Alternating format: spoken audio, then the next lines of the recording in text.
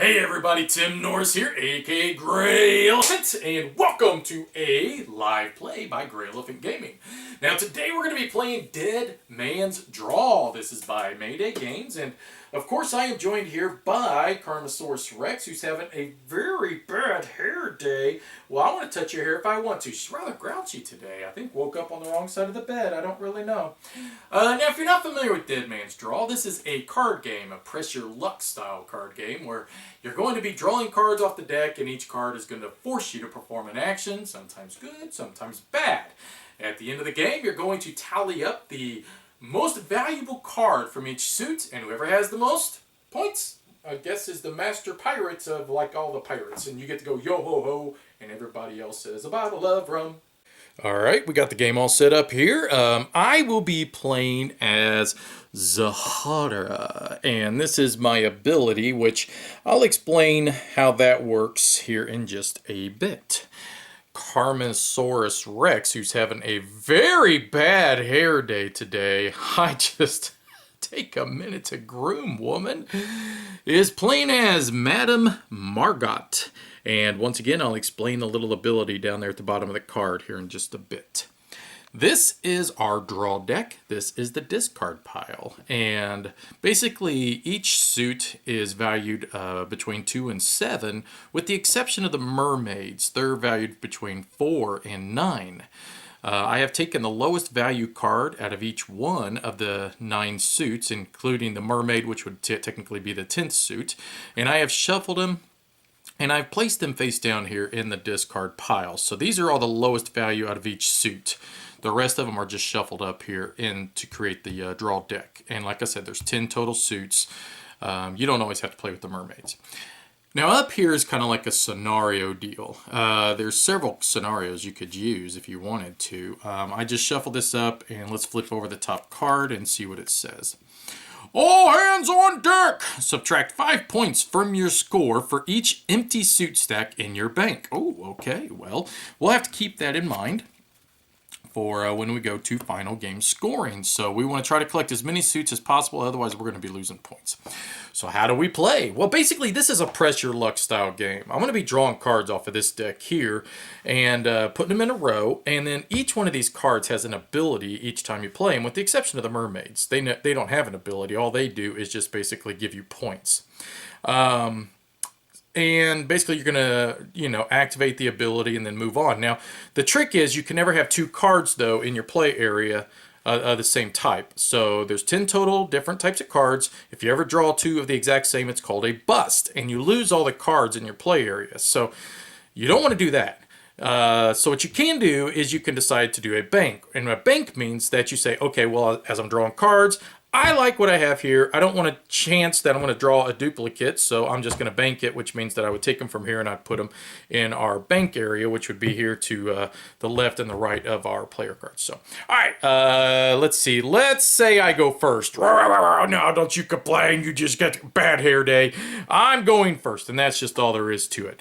So this ability of mine says that whenever an oracle card is drawn, I get to draw 3 cards and kind of see what's coming up in the stack. That'll make sense whenever an oracle card is drawn. Carmen's ability is that whenever an anchor card is drawn, she gets to keep not only 2 cards in all the cards in front of the anchor, but also 2 cards that are behind the anchor, unless one of them was considered a bust, which once again will make sense as we're playing. So, all right, here I go. Zahara will draw the first card, and well, right off the bat, it is an oracle card, and it's a 6 value, which remember they only go to 7 values, so that's a good one. So we activate the oracle card ability. Typically, this means that you just get to look at the next top card, and you get to just kind of get a peek into the future. Zahara's ability says I get to look at the top 3 cards. Now, I'm not allowed to put them back in any order, though. They go back in the exact same order that they were drawn. Oh, wow, man, good cards coming up. All right, so we know, based upon what the future holds, that we do not want to draw the 3rd card, okay? We want the just these 2 and just to stop there, because the 3rd card would cause a bust. That is the Oracle's ability. So once again, we're going to just now draw because we know we're safe. Now an anchor typically says that, all right, let's say if the next card was another one of these Oracle cards, all right, you would lose the anchor and the Oracle, but you would still get to keep this one. Typically, that's not the case if you copy. So, and then we got our mermaid. We know the next one's an Oracle, so we're just going to stop right there. We're going to say bank. Whenever you bank, remember, mermaid cards do nothing. You will take these cards and you're going to put them in your bank. So you typically put the top value card on top of the stack. So like, let's say if I had 2 mermaid cards, one was a 5, one's an 8. The 5-1 would go on the bottom of the 8. So Zahara, not a bad turn at all. And at the end of the game, you're going to score the value of the top card of each stack. So right now, 12, 20 points right now coming to Zahara. So not a bad turn. So that would end their turn. Now it goes over to Madame Margot, and she will draw, which of course we know is an Oracle. And that will allow now Madame Margot to take a look at the top card only, which is a sword. All right, so swords work a little different, and I'll explain to you just how. So, boom, she will draw it, and she will play it. Now, a sword allows Madame Margot, and really just typically any character, because it's the sword's ability, to take any card from another player's play area and add it to their play area, or I'm sorry, from their bank, and add it to their play area. However, the trick is that she cannot have that type of suit already banked. What do I mean by that? Let's say if Madame Margot already had an Oracle, an Anchor, and a Mermaid over here, then she would not be able to take any one of these, okay? Let's say if she just had an Oracle and a Mermaid, well, then she'd be able to take the Anchor. Given the fact that her power is based upon anchors, I think it'd be smart if she did take the Anchor, even though the Mermaid is 2 more points. Let's play upon the powers of our character versus the points. Don't be chasing points too early. All right, so the Anchor does come into play, which means now this sword and this Oracle card are safe. But because of her ability, we also know the next 2 cards will be safe, unless one of them causes a bust, and I'll explain what that could be.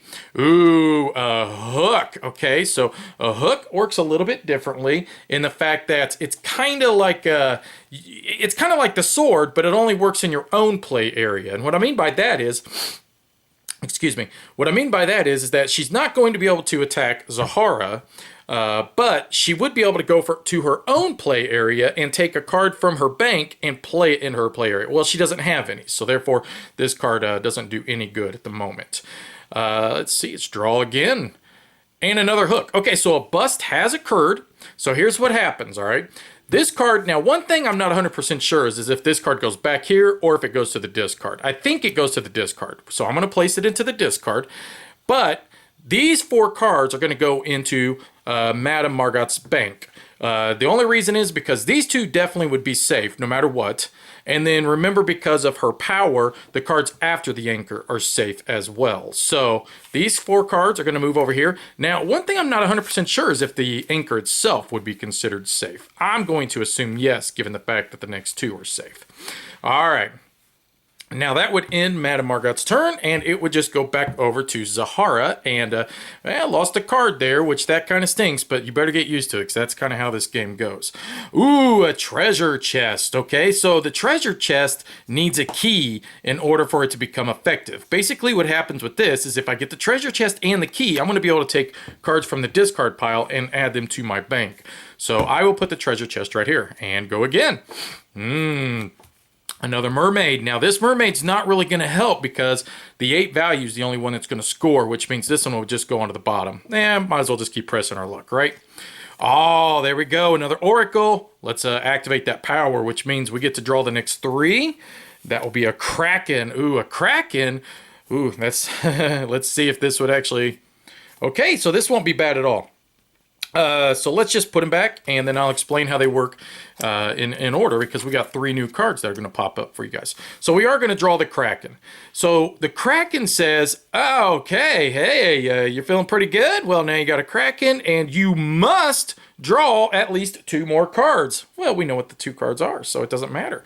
So we will draw them, Kraken. So now we got a cannon. So a cannon means that Zahara is going to unleash the cannon. Going to fire.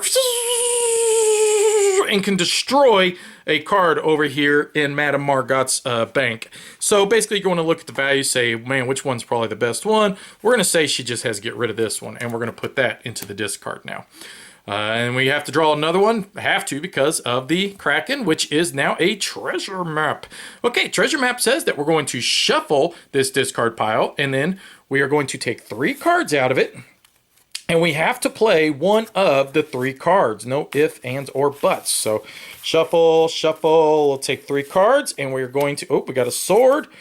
We've got... Now, we don't want that one. That would cause a bust. And we've got a cannon. Okay, so obviously we want to play the sword, which means that these are going to go back into the discard.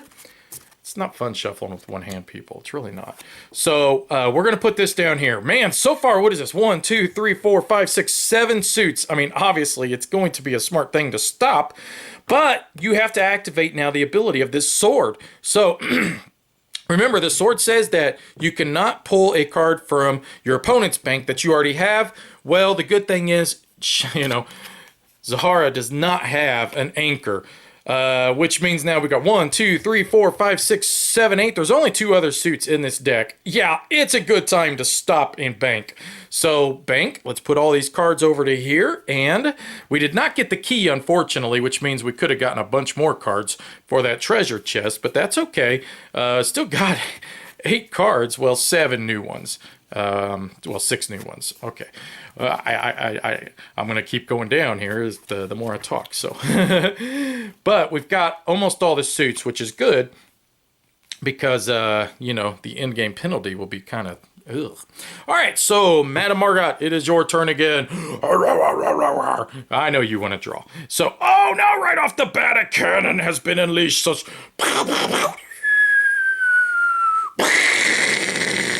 and she wants to blow up my mermaid into the discard pile. All right, and another one. Okay, so she's going to have to pull one out of her own bank and play it. She cannot play this one, does not want to play this one, actually, because then that would make her bust because she's already got a hook. So she's going to go with a sword. Boom, a sword. Remember what the sword does? It says that now she gets to take one of the cards from Zahara, or my bank, and gets to play it. Which one you want to take? Okay, so she wants to take the Oracle. So, because she does not have the Oracle in her bank, that is a legal move, which now allows her to take a look at the top card. Ooh, it's going to be a Kraken, okay? So this is risky, because if you play that Kraken, you are forced to play the next 2 cards. All right, she says she's done. Well, I don't blame you there, to be honest, because that is a risky play. But you only had 5 suits out there, which means you probably could have had a good chance that you were not going to draw the same one. So always keep the top valued card on top, and because that's the one you're going to score. Okay, so it's going to go back to Zahara, and the game will end once this deck is empty. So, of course, bam, we know that it is a Kraken, which means the next 2 cards have to be drawn. Ooh, a key! So now we need a chest. We got to do with the next one. The key's worthless by itself. No action. Oh, yes! And it is that you should have pressed your luck. You would have had a key and a treasure chest. All right. What this means is that if Zahara wants to, she could stop right now, bank these, and then gets to draw 1, 2, 3 cards out of the discard pile. But you know what? That's not fun. There's only 3 cards here. I mean, surely there's let's press that luck. Oh, and a sword! Now, this may not be good because Zahara's got a lot of cards over here, and truthfully, I think every single one of them is in the discard pile of Madame Margot. The Oracle, nope, he doesn't have this one. So she gets to take this one right here because she does not have the hook, and she gets to play it. Now what this will do is she has to play a card from her own bank into the play area. Why not play? This only makes sense, right? The Oracle! We love the Oracle, the Oracle, the Oracle. And that lets us take a look at the top 3 cards. Well, we definitely don't want it to go any further because we will bust on the very next card. Okay, well, she knows not to press her luck. Now, one thing about this would be hidden. Your opponent wouldn't know what these cards are. Given the fact that, you know, the next turn it would be a sword, then a treasure map, the chances are you'd probably go again. Which means that Madame Margot would probably bust pretty early on her turn. And we are going to play it that way because that would be the way Madame Margot would play. So she's happy. She says, I don't want to draw anymore. No, I'm good. So the Kraken, let's get crack-a-lackin'. We're going to go over there. A key, which is a new card, will go here. The treasure chest, which is a 3 value, will go under the 5 value. A sword, may the sword be with you. And a hookity hook will go, let's put that right here. And the Oracle. I feel like I'm talking in the Matrix. So 1, 2, 3, 4, 5, 6, 7, 8, 9, 10. Wow, you got all 10 suits. Congratulations. So Madame Margot, it is your turn. So she will flip the first one, and it is a sword, which means that she's going to pretty well have the a nice little choice here because she's only got 4 cards, whereas she's got a ton of them. And it only makes sense. Let's play upon the powers of your character. Let's take that right there. Bam.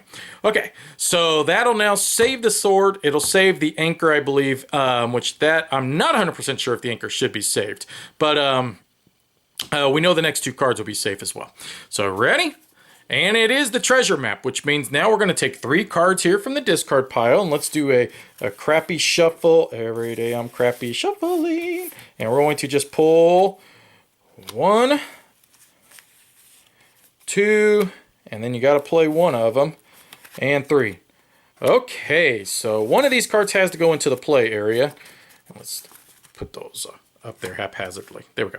Okay, let's see. Can't play the treasure map. Definitely don't want to play that one. So this one would pull a card out of our discard. Could do the Oracle. It's not a bad idea. And this could destroy one of your opponent's cards. I think we're going to play this one. Okay, so let's... yeah, we'll do that. Okay, so now these 2 will go back. Now we have to activate this card, though, which means we're going to pull the Oracle out, and we'll put that into play, which means now we get to take a look at the next card. Oh, that would be a bust. See how that worked? So we are going to bank these now. So the sword is a 6 value or a 5 value. Will go underneath the 7.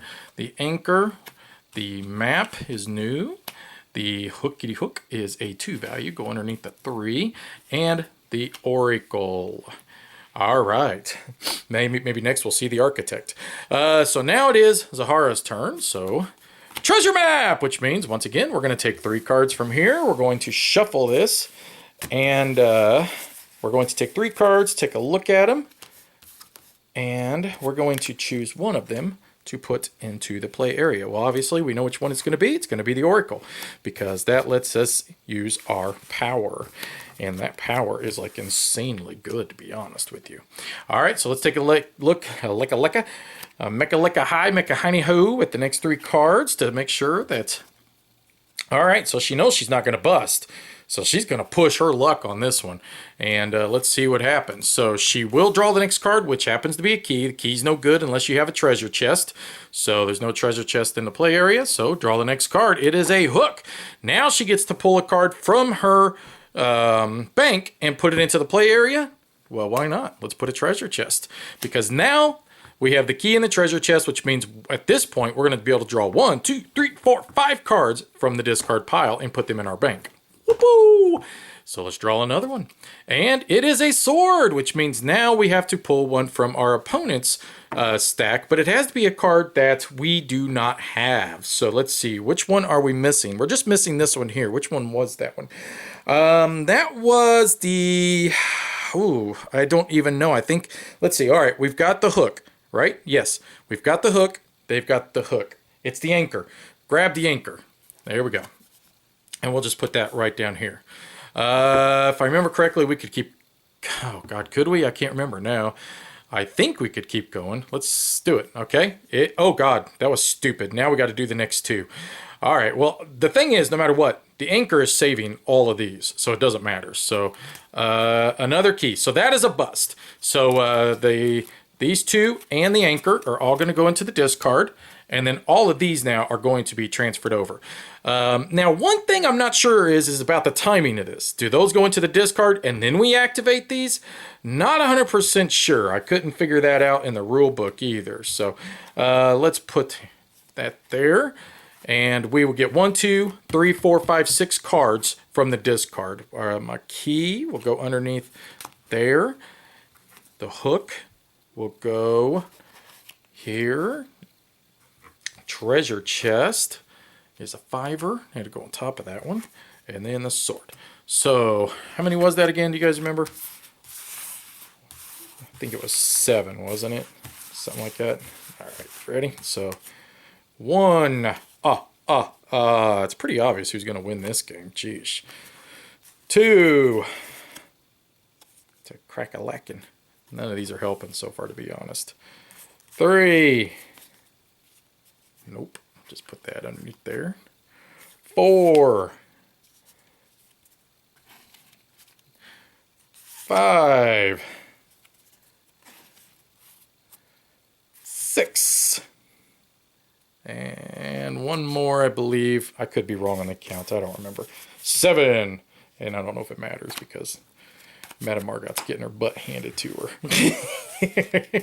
All right. So now it is Madame Margot's turn. Ready? And she gets a 9 mermaid. That's a good one. That's a good one. Keep pressing that luck, though. Ooh, a 7. Treasure chest. You want to keep going? Well, of course I want to keep going. I'm having a bad hair day. And a treasure map, which means you get to look at 3 of these. All right, so let's take 3 of them. 1, 2, 1 more, and let's go 3. All right, so we want the anchor, obviously. So that'll play into her power and protect the next ones that come out. So 2 or another card. A key. Ooh, there you go. There you go. Now you're cooking with gas. Let's go again. A sword. Okay, so now you're going to have your selection of any card for the most part. You only got 5 suits over there. Do you want to take an oracle? Let's see. Yeah, an oracle's probably a good one. Take an oracle. You don't. Oh, nope, you have an oracle. Can't take an oracle because you have an oracle over there. Don't want to take anything you already have out. How about that? Can't do a cannon, a sword, a hook. Goodness, what do you not... I'm beginning to think that all of them are out. That you, it's either going to make you bust. Am I missing something? Okay, so let's see. We got a hook. Hook. All right, so let's put the hook up there to show. We don't want the treasure chest. The oracle. A mermaid would make you bust. A treasure chest would make you bust. Plus, you already have it. A sword would make you bust. You already have that. Kraken. That's going to force you to draw 2 more, unfortunately. And then the key, which would make you bust. So you got to go Kraken. All right. Which unfortunately means you're obligated to draw 2 more cards. So let's see. 1. And that is another anchor. So bam, that's a bust. These 2 would be saved. These 2 go. And like I said, I'm not 100% sure if that one should be saved or not. I could be wrong on that. So 1, 2, 3, 4, 5, 6 cards are going to come out of the discard pile, though, and go into Madame Margot's bank. So let's see how many are even in here. 1, 2, 3, 4, 5, 6. It's only going to leave 1. So let's take all these. We'll put that back. I have never had this many cards come out of the discard pile before. So, all right, let's get these things organized. So that 2 is going to go under there. We've got a 6er. The 2 will go under there. A 7 hooker. 7 hooker. 3. 4. Still laughing about that. Yes, I am 3 years old. Let's see. Ooh, a 9er. And that'll help. Boy, that really helped. Needed that. Something fierce. Because you were getting your butt handed to you, Madame Margot. That big old butt. Who got a big old butt? Oh, yeah. Madame Margot got a big old butt. Okay, so it's Zahara's turn again. So, have to draw the next 2.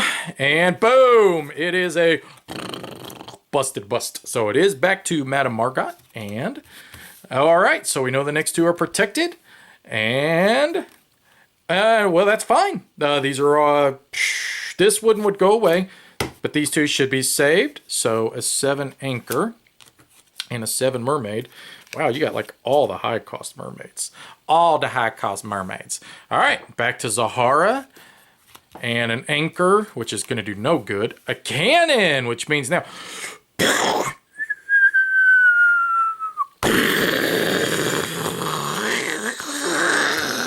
Blew up a mermaid. That's disgusting.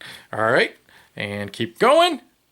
Ooh, have to pull one out of your, which of course we know which one she's going to go. Going to go with the Oracle. Look at the top next 3. Don't want that, so we are definitely going to have to stop. Oh, goodness. My. Once bitten, twice shy. So she's going to bank, baby. A 6 hooker. Was that a cheaper hooker than the other hooker? A 4. A 3. And a 5. That's a new one. There we go. All right. So now it goes back over to... Oh, we almost out of cards, aren't we? And she gets to look at the next one, which she's obviously going to draw, because that is now going to allow her to take 3 cards out of the discard. How many is in here? 1, 2, 3, 4, 5 cards left. Let's do it. Oh, no. You went bust. Loser. Loser! Don't bite me. All right, so it goes back over to Zahara, and she goes, cannon volley!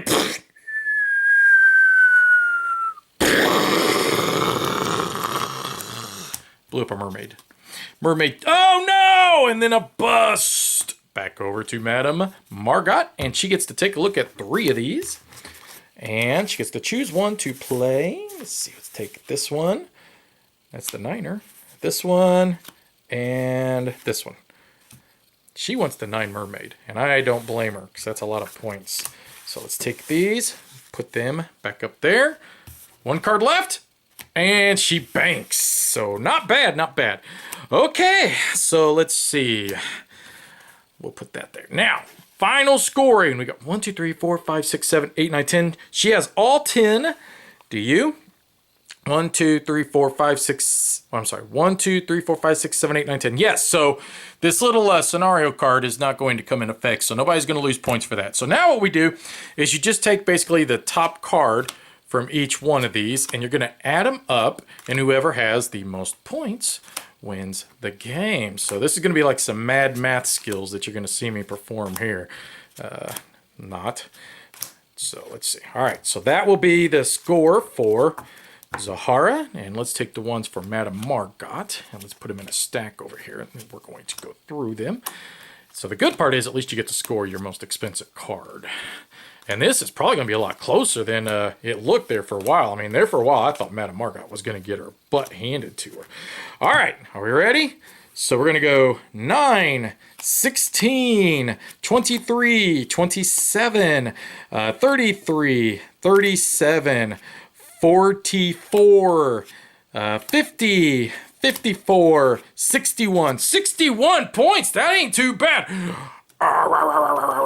Okay, so 61 points to 5, 12, 18, 24, 30, 37, 43, 48, 55, 61 to 61? That is impossible. What do we do in case of a tie? Do you know? I don't. Let's take a look at the rule book and let's see what it says, because that's the first time I've had a tie. What's the chances we would tie out of all them points? Okay, let's see. That's a variant. Notes for Mayday games. Let's see. Let's go back this way. Let's see. This rule book was very light. Collect. End game. All right. Game in. The player that draws the last card finishes his or her turn. Determine winner. Tie. If there is a tie, the tied players count the number of cards in their banks. The tied player with the most card. Okay, so we count all of the cards in our banks. So we know that both of these are 10. So 1, 2, 3, 4, 5, 6, 7, 8, 9, 10, 11, 12, 13, 14, 15, 16, 17, 8, or 17. 1, 2, 3, 4, 5, 6, 7, 8, 9, 10, 11, 12. Okay, I got you, but I barely got you. Even though you're having a bad hair day, I couldn't just let you win. It was a good game, very close, very well played. I know, I did really good, but I got bad hair. Yes, you do, I know. Well, that was a close game, wasn't it? Out of all our practice games, we've never tied, but we happened to tie on this one. Yeah, I know I still won, but that was still, I really didn't think you even had a chance there. Close towards the end of the game, it seemed like Madame Margot, you finally started getting more cards in your bank, but there for a while, your bank was pretty empty. I didn't really think you was going to even come close to beating me. Or even just making it even reasonable. But, that's how this game is. It's a very luck-driven style of game. Obviously, you want to cater towards the powers of your character. For my character, it was all about getting those Oracle cards and utilizing those Oracle cards. And for your character, it was all about using those anchors properly. And I did do that correct. I checked in the rule book afterwards, and she did get to bank the anchor as well. But whatever card caused the bust, yeah, it does go into the discard. Even though the anchor would protect the next two, no matter what, whichever card, even if it's the second one, caused the bust, it goes away. So yeah, finally I got a rule correct, do an ad lib, and wow, look at that, amazing. What do I think of the game? I think it's a really fun game. As a two-player game, I think it works just fine. I think it works well if you'd be playing with 4 players, because then you'd be able to have more selection and choices of which cards you want to pull bank, from the player's bank with the sword, or to blast them with cannon fire. There's more decisions, but I think it works fine as a 2-player game. I would not say that all the powers of the characters feel very balanced. It seems like some are definitely more powerful than some of the others. Some are more situational, where some, it just seems like they're always active, and they have much more powerful effects than it would. So for instance, like one of them, it could be like, if the Kraken forces a bust, your opponent, whoever has this character gets to take all them cards. And I mean, that could be a huge turnaround in the game. The Oracle feels like it's very powerful compared to Madame Margot's power. In my opinion, it felt imbalanced to a degree, because being able to have that Oracle and be able to constantly see 3 cards in the future, yeah, I mean, you're not going to bust as often, which, yeah, I mean, that plays heavily into your favor. I love some of these card combos, and I like how the treasure chest needs a key that allows you to take cards from the discard pile. I think it's kind of neat how, each game could be a little bit different depending on what type of scenario cards you flip up. The scenario card didn't come into effect this game, but I mean, it could be, like some of them say, whoever reaches 50 points first wins. So that's kind of a neat race kind of style game, where maybe you're like, well, I don't really care about, pressing my luck a whole lot, because, hey, these are valuable cards, and that's going to get me closer to 50 points.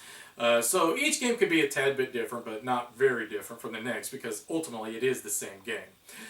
Regardless, I like the game quite a bit. I think it's a lot of fun. I think that, like I said, with 4 players, I think it would be an absolute blast, but I think it scales well down to 2.